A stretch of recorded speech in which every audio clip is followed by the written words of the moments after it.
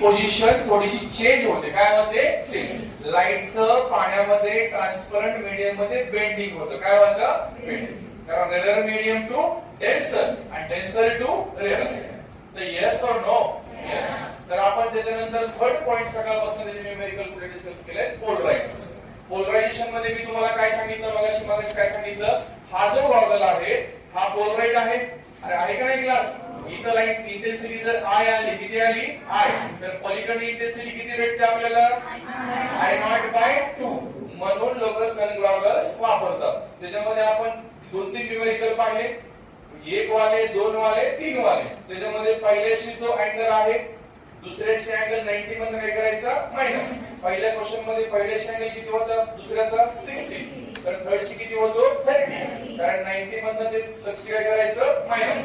दुसऱ्या न्यूमेरिकलला 45 होतं. किती होतं? 45. इक्वल अँगल आपण डिवाइड केले होते. त्याच्यानंतर आपण शेवटचा पॉइंट कडे आलो, तो म्हणजे कुठला बोलायचं? इंटेन्सिटी. कुठला फॉर्म्युला आहे? इंटेन्सिटी. रिझल्टंट एम्प्लिट्यूडचा फॉर्म्युला ही साइड सांगा. बोला बेटा. रिझल्टंट एम्प्लिट्यूडचा फॉर्म्युला काय? Root a1 square. बोला ना. मी 2 तास बोलतो, तुम्ही 1 मिनिट तरी बोललं पाहिजे. बोला पटापट. Root a1 square plus a2 square plus 2a1 a2 cos phi. phi म्हणजे फेज डिफरन्स. इंटेन्सिटी मध्ये काय?